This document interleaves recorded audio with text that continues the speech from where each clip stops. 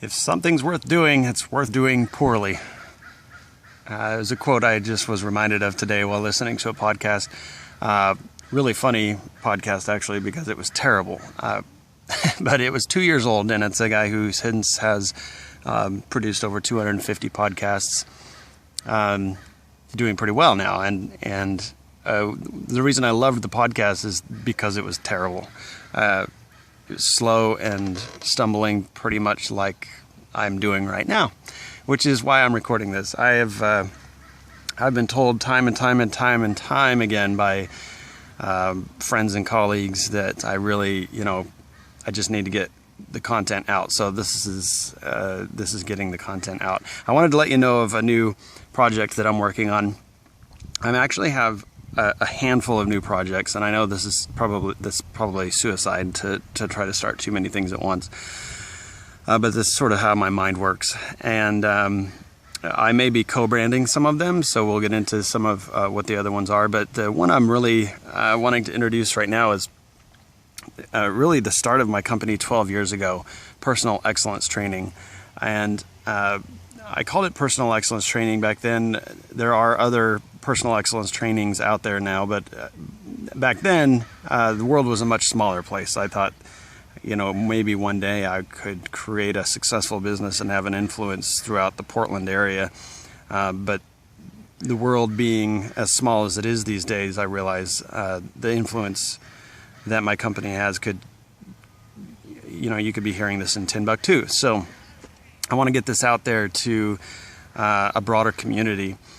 And right now I have an interesting opportunity to do so. So the foundation of personal excellence training was supposed to be the idea that through fitness you can actually learn skills that can be applied to other areas of your life. And this is a really strange phenomenon that is overlooked. I feel that it's strange that it is overlooked, because you see people who, for instance, are extremely fit and healthy and yet struggle with finances, for instance, or people who are financially successful who are fat and out of shape, or people who have a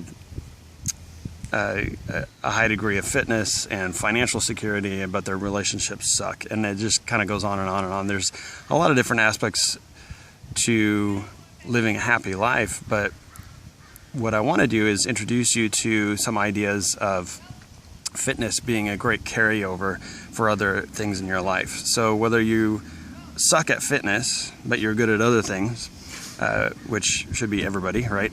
Or you are excellent at fitness, but you suck in other areas. Again, we all suck at something. What I'd like to do is show you how some of the principles that you already know can carry over to the other areas of your life that you need to improve on. And so this short video is a perfect example. If anything's worth doing, it's worth sucking at least in the beginning until you get better at it. So I'm going to leave you with just a short little anecdote. 12 years ago, when I started my fitness company, I was actually a banker, and I started a fitness company partially for selfish reasons. Well, probably all for selfish reasons, but part of it was that I was fat, out of shape, sickly. I had lost about 3 months of work because I was so sick. I had walking pneumonia, and I was, like I said, fat and out of shape. I remember the wake-up call trying to walk upstairs in our two-story house, just up a single flight of stairs to my bedroom, and I had to stop halfway up and rest. And that was a little scary. So long story short, I basically screwed that career because I was literally in such poor shape. It was bad. So I rededicated myself to teaching people. I've always loved to teach people, and I wanted to learn something that would save my life and then help other people to do the same. So that's where I became a fitness expert, if you want to say that, whatever. It's been a 12-year process of being a perpetual student, so I have a hard time with that word expert. But my point is that when I started my fitness journey just like I'm starting this pathetic attempt at a podcast right now. I was stumbling and confused and not really knowing what to do. when I tried my first workout, I tried to run around a track. Now, a standard track at a high school is 400 meters. I made it halfway around the track, felt like I was going to puke, and had to walk back to my car. I couldn't even go around the track one time. I mean, and I wasn't trying to sprint. I mean, I was actually thinking I was going to go for a jog and make it around that track about 4 times. Could not make it around that track even one time.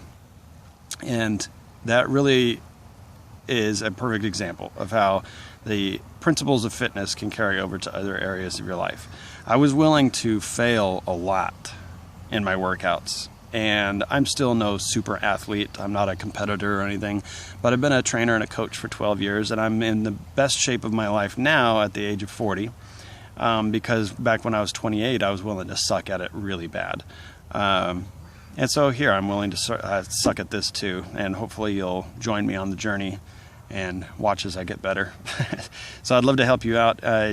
Right now, you can look me up at Cody Limbaugh.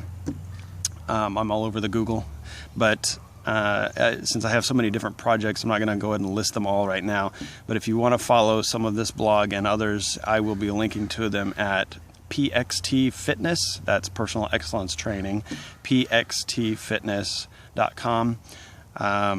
I also have another project called the Travelers Trainer with an S, travelerstrainer.com. And either one of those right now will be taking you to the same website until I figure out if I'm going to co-brand or separate these things out. But welcome to the show. And hopefully we can figure out how to use the principles and techniques and things that you already know to help you get fit in every area of your life, not just physically. So I'll sign off for now, make it short and sort of sweet, and we'll get better down the road. So one of my favorite ways to sign off should hold true. The best is yet to come.